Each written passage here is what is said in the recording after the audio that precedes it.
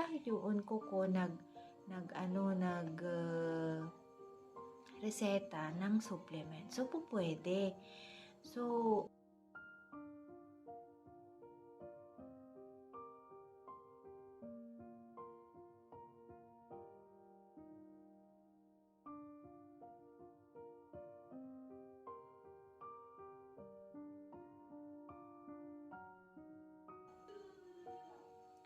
magandang araw. Ako si Lila. Hindi ko po tunay na pangalan, from La Union, Philippines. Bale, gusto ko pong i-share sa inyo ang tumulong sa akin.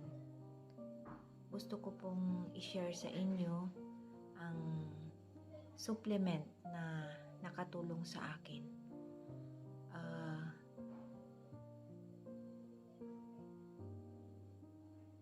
But of course, yung supplement na ito ay hindi rin ito gumana sa akin kung wala ang ating Panginoon na nagbe-bless. Bawat pag-take ko nito ay nasa aking isipan na, Lord, please, i-bless mo po ang supplement na ito para makapagbigay sa akin ng lakas, tulong para sa pag-fight ko sa pagkakaroon ko ng cancer. Bali, ako po ay na-diagnose ng breast cancer stage 2B last May 2020. Bale, April 2020, may naramdaman akong bukol sa aking left breast. Bali, every now and then, pag naliligo ako or bago ako matulog, kinakapa ko siya. At mayroon bukol. Kaya, nag-decide akong magpatingin sa doktor. Pero inabot ng last week ng May kasi yung May 2020 ay pangatlong buwan yun nung nagkaroon tayo ng COVID-19. So, ang hirap pumunta sa ospital at saka parang nakakatakot din kasi nga dahil sa COVID. Pero nung nagkaroon ako ng chance na pumunta sa ospital, bali ang talagang pinunta ko sa ospital ay magpatingin ng sa mata. At dahil sa nandoon na ako, naisipan kong pumunta sa aking OB-GYN. At yun nga, sabi niya may bukol, kaya refer niya ako sa isang adult surgeon. At that day lang din, pumunta ako doon sa isang doktor na na-refer ng OB-GYN ko. At kinapa niya at in-advise niyang mag-sono mammogram ako. So, nangyari yun. And then, nung nakuha yung result, merong bukol sa left breast ko. Tsaka, kaya in-advise ng surgeon na magkakaroon ng excision for biopsy para makita kung ito ay cancerous. So, na-excision ako. And then, hinintay ko yung result. Lumabas first week ng June yung result. At yun nga, invasive ductal carcinoma. Bali, ako po, marami akong operasyon na. Bali,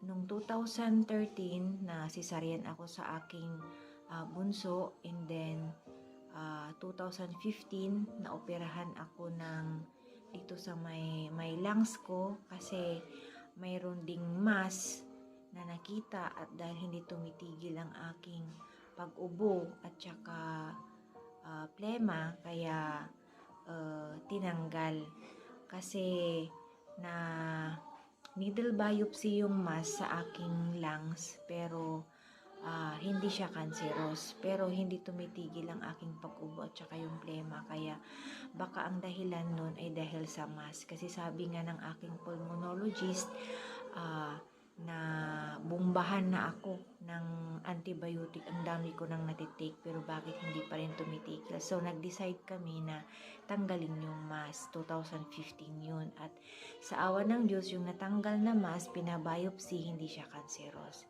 And then 2019, ano na naman, hindi na naman ako, meron na naman akong operasyon. Bali, ang menstruation ko ay hindi siya tumitigil. So, rinas pa ako ng aking OB-GYN at ganun pa rin, hindi pa rin siya tumitigil. Na yung kailangan mong gumamit ng panty liner. Kasi mayroon at mayroon. At dahil doon, nag-ultrasound ako. Tsaka dahil doon, mayroong nakita na mass na naman doon sa aking right ovary. So, inoperahan na naman ako. Natanggalan ako ng right ovary, uterus na rin, at saka fallopian tube. Tapos ang sabi sa akin ng doktor, kung okay ang left ovary ko, hindi na siya tatanggalin. Kasi ganun pala yun. Dapat hindi lahat matanggal. Kasi kung okay pa, dapat i-save nila ang isa sa mga ovary kung okay. Pero kung kinakailang tanggalin. At dahil okay naman, siguro nung na-open nila at nakita ni doktor, okay naman, kaya naiwan yung isa. So sa awa ng Diyos, yung natanggal din, pinabiopsy, sa awa ng Diyos, hindi siya cancerous. So ilang operasyon na ako sa CS ko, na-CS ako na dito sa may lungs ko, and then yung ovary natanggal. And then 2020, ito na tong yung mass sa aking left breast na naging cancerous. Kaya nung mabasa ko yung result ng biopsy, hindi ko maintindihan yung wala sa isip ko na cancer, pero carcinoma sabi, kaya sabi ko cancer to. So nag-search ako, nag-google ako, at yun nga. Kasi ayun na nga, sa lahat ng mga biopsy na nagawa ay ito yun lang ang kakaiba. Kaya nung na-meet na ako ng doktor, sabi niya, alam mo na, sabi niya. Pero nung natanggal yung mass, alam na niya, kasi yung mga doktor ma-feel nila pero hindi lang niya sinabi sa akin na cancerous. Siyempre, hinintay niya yung result talaga. So yun, first week ng June yun, so nag-decide kami. So nag-decide kami na June 12, tatanggalin ang aking left breast. So, June 12 natanggal at pinabiopsy. So, ang result ng biopsy ko, hindi cancerous. So, kung kinuhanan ako ni doktor ng 12 na lymph node, out of 12, 5 yung cancerous sa lymph node. So, 5 out of 12. Pero yung mismong breast at saka yung pinag-nipple at saka yung pinag-upuan ng mass, hindi siya cancerous. So, dahil sa 5, yung cancerous out of 12, in-advise sa akin ng aking oncologist na kailangan kong mag-chemo. So, nag-chemo ako. Chemo ko ay 8 cycles. Nung first cycle ko, hindi ko ang hirap nung first week. O yung maramdaman mo na para kang nasusuka, nahihiga, sensitive ka, ang ang ang tawag nito, ang sama-sama or ang pangit ng amoy, yung parang naglilihi ka doon sa mga ginigisa na bawang, ganun. Ganun yung feeling. Basta hindi mo maintindihan. First chemo ko yun. And then, pagdating sa second chemo, bali, yun na move yung chemo ko. Kasi, di ba bago ka magpa-chemo kasi, magpa-laboratory ka, tatitingnan kung okay yung, hindi ko alam kung ano yung mga result ng mga, basta yung result ng, kung ano yung in-examine nila. Magpa-laboratory para makita kung maganda ang katawan mo na mag-a-accept ng gamot. So, yung second chemo ko, na-move siya kasi yung WBC ko ay naging 3.5. So, 3.5, dapat kasi ang normal ay 5 pataas. Pero, mababa yung WBC ko. WBC, ayan yung white blood cell, yan yung cell na nagfa-fight sa mga virus. So, parang mahina ang katawan ko na mag-chemo. Na, syempre kung nag-chemo ka, di mas lalong walang tawag nito. Yung katawan mo na mag-fight sa mga virus. So, na-move. So, naisip ko, bakit hindi ba enough yung hindi kaya enough yung mga kinakain ko? Ba't ang baba ng WBC ko? So, sabi ng ate ko, sabi niya, mag-supplement ka. And then, nung una, natatakot akong mag-food supplement kasi baka bawal or baka tawag nito, kontra doon sa gamot. Pero yung onko ko kasi, meron siyang isang riniresita sa akin na yung For Life, product ng For Life, at sinearch ko siya. Ano siya, supplement siya, kasi nga no therapeutic claim din siya, supplement siya. So sabi ko, pero yun kasi ay mahal kasi yun. Kaya ang trinay kong supplement ay yung ate ko ay member siyang ng M Global. So, ako naman, nag-member ako para mas makamura. So, from that time, nag-supplement ako. Ito yung complete.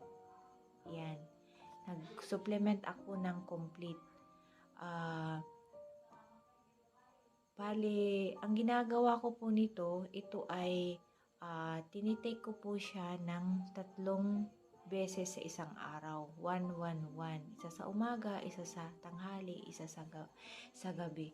Bali, ang pag-take po nito ay 15 minutes before meal or 2 hours after meal. Kasi dapat empty po ang tiyan. Ito po complete. Makita nyo po, siya ay fruits at saka vegetables.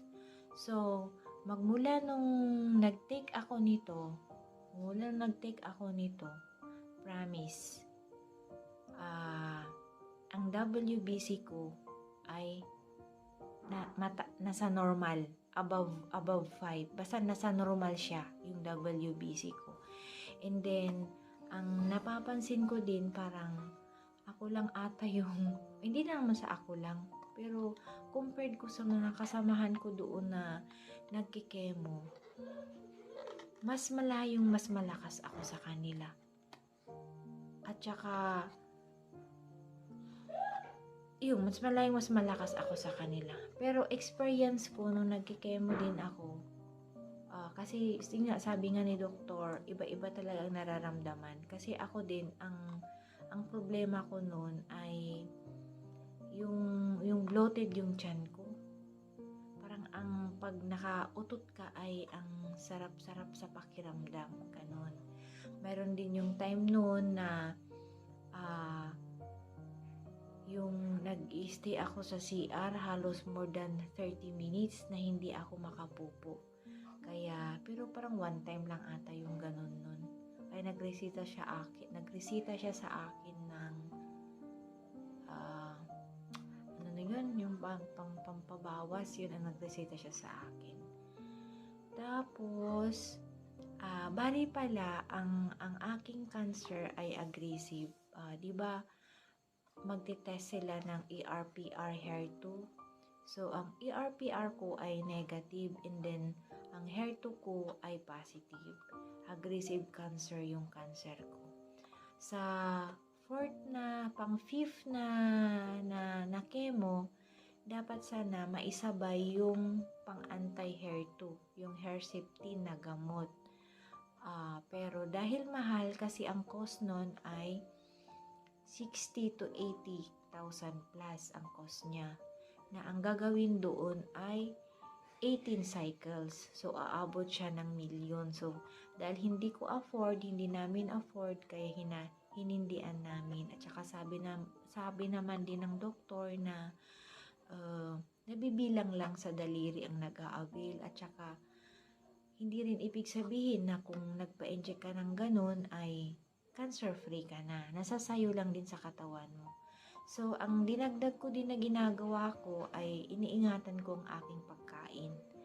Bale, kasi nung after na ng chemo ko, bale parang hindi bumigay yung katawan ko kasi kung ano yung build ng katawan ko, ganun pa rin, medyo bumaba lang yung ano ko noon, from 62 naging 58, ganun lang ang timbang ko. Parang konti lang din ang nabawas. Konting nabawas sa timbang ko.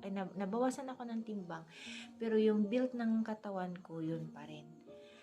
Bali sabi nga nila sa office, pag hindi lang sana ako nakalbo, parang wala akong sakit. Parang ganun. So,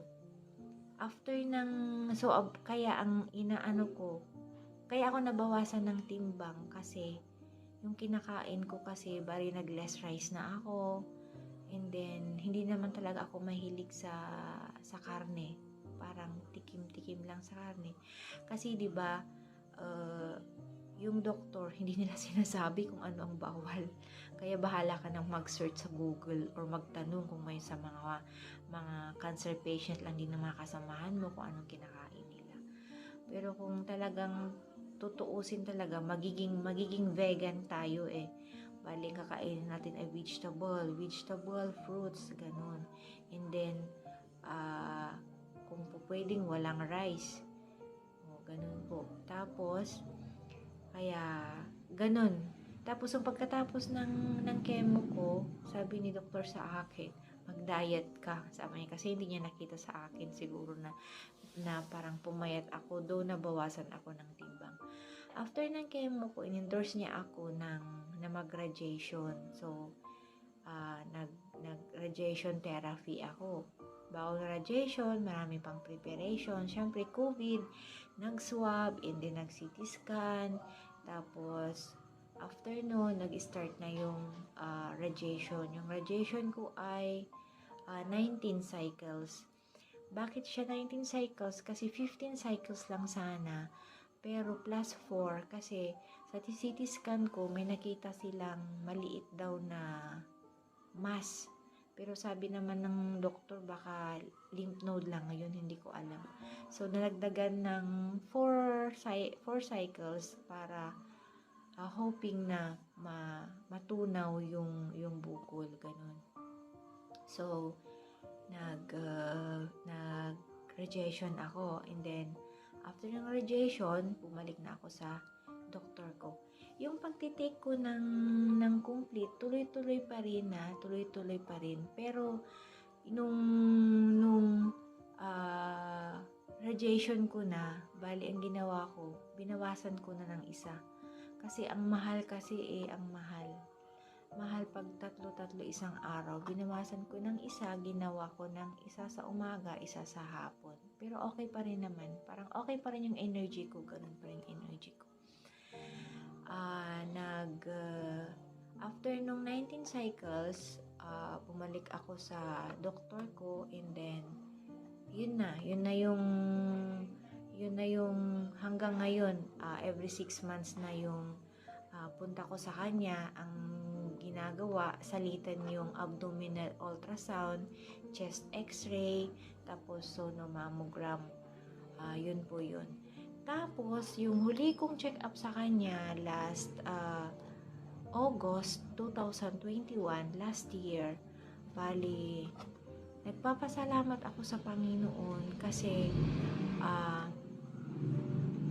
sinabihan ako ni doktor na mayroong free Herceptin injection, yung talagang gamot ko. Kasi wala akong gamot, hindi kagaya ng negative. Pag negative ka ng HER2, ay meron kang 5 years na medication, oral yun. Pero ako, wala. Kasi ang talagang gamot ko ay yung injection na Herceptin. So, sabi niya sa akin, mayroong free sa ITRMC, Ilocos Training Regional ITRMC. Basta sa hospital sa ITRMC dito sa La Union. Mayroong free na ganun, donated by DOH. So, punta ka doon, magpa-appointment ka. Yun, ang dami na namang chichiborichi kasi nga COVID tayo. Pero okay lang yun, okay lang. So, pumunta ako doon at sa awa ng Diyos na bigyan ako ng slot. So, last January this year, bale, ako, pang 5th na injection ko na yon. Every 21 days lang din, parang sa chemo. And then, kailangan mo ding mag-laboratory para matitingnan kung okay na mag-accept ng gamot ang katawan mo. Pero, ang tawag dito, hindi ko ma-explain. Kasi every 21 days ka rin mag-swab. So, ang hirap swab. Ang swab pa, RT-PCR, sa ilong at saka sa bunganga. Bago ka. So, halimbawa, Wednesday yung appointment mo, kailangan mo ng Tuesday, kailangan mong magpa-swab at saka mag-laboratory. At saka bago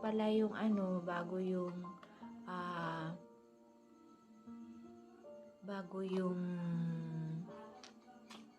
tawag nito, bago start nung injection ko, nagto-DA ko ako kasi bali puso ang binabantayan sa Herceptin kasi mahina ang puso mo, hindi ka pwedeng injection na ng Herceptin. At thanks God, nagpapasalamat ako sa Panginoon kasi kahit ang dami-dami kong operasyon na nangyari na sa akin ay nandyan pa rin siya. At salamat, at yung to-DA ko din ay naging okay.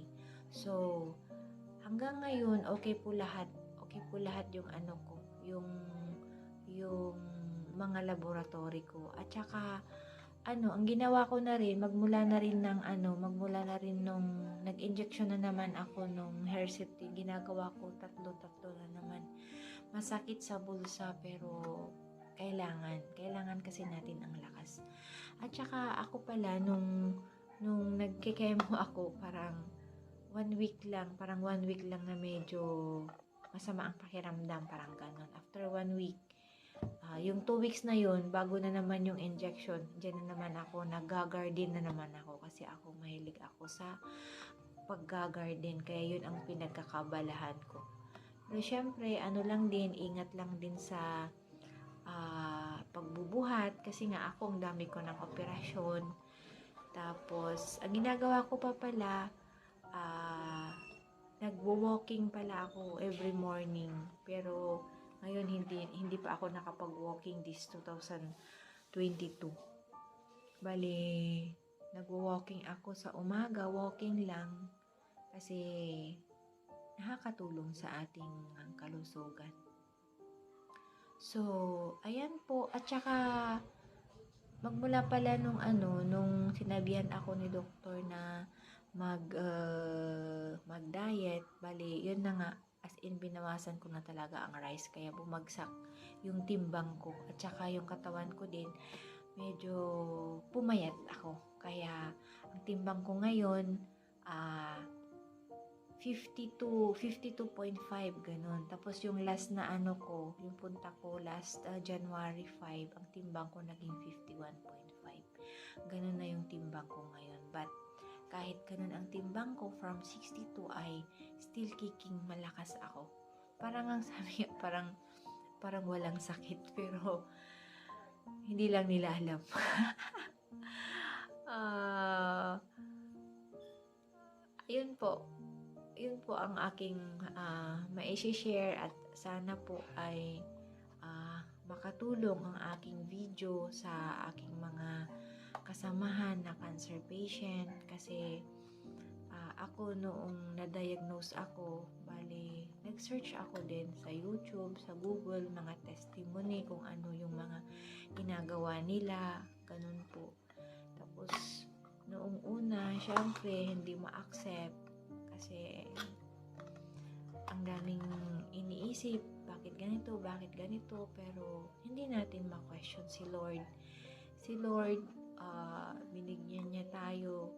Ang sa akin, ito ay blessing sa akin. Hindi lang kasi ang magagandang bagay ang magiging blessing from God.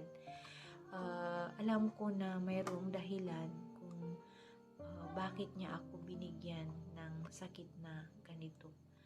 At alam ko na siya lang din ang makakatulong sa akin para sa ganun ay malampasan ko ang sakit na ito. Kasi meron akong 3 anak, isang babae, 2 lalaki. Meron akong 3 anak, isang babae, 2 lalaki. Tapos yung panganay ko na babae, ayun, may mga masses din yung breast niya, left and right.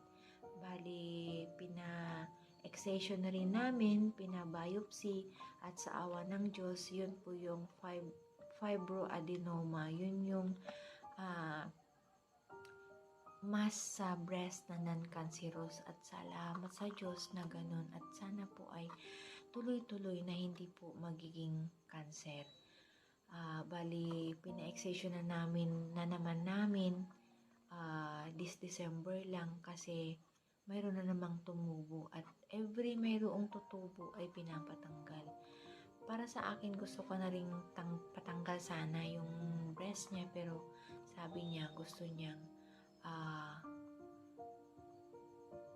mag-breastfeeding sa mga magiging anak niya. Ito pala, dahil sa every 6 months na sonomammogram, bali yung magkasunod na yun ay may nakita na mass din sa aking right breast na maliit.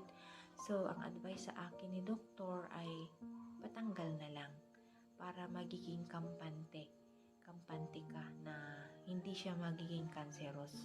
Ganun. Kaya, pinatanggal ko. Kaya 2 ng breast kong wala. Bali, natanggal lang ito last year, 2021 November. At sa awa ng Diyos, hindi siya cancerous. Kumuha din si doktor ng 8 na lymph node. Sa awa ng Diyos, hindi sila cancerous. Unlike sa mga na-meet ko na mga cancer patient na pag pinatanggal nila yung isang breast nila, cancerous din, kagaya din ng isa. Kaya nagpapasalamat ako sa Panginoon at walang sawang pray na siya ang gumabay, at pinagpipray ko na wala na sanang ibang operasyon, at saka ibi-bless niya lahat ng tinitake ko sa katawan ko. Kung may manatik man akong nakakasama sa katawan, tatanggalin agad, matatanggal. At ang matitira lang ay na yung nakapagbibigay ng magandang kalusugan. Ayan po, ganun po. At huwag po tayong magsawang mag-pray sa Kanya kasi siya lang po ang the best doctor. Medicine, the best doctor. Sana po, muli po, sana po ang aking video ay nakatulong. Big help po ito. Big help po talaga ito sa akin, para sa akin. Kasi syempre, hindi naman po tayo iba-iba ng pag-accept ng mga bagay-bagay sa ating katawan. Pero sa akin, nakatulong ito sa akin. Ito lang po. Maraming salamat. Magpagaling po tayo. Sana po bigyan po tayo ng Panginoon ng mas mahaba pang buhay para po makagawa pa po tayo ng mabuti para sa ating pamilya, para sa ating kapwa-tao na kaaya-aya sa harapan ng ating Panginoon. Hanggang sa muli, maraming salamat po sa inyong panonood. God bless po.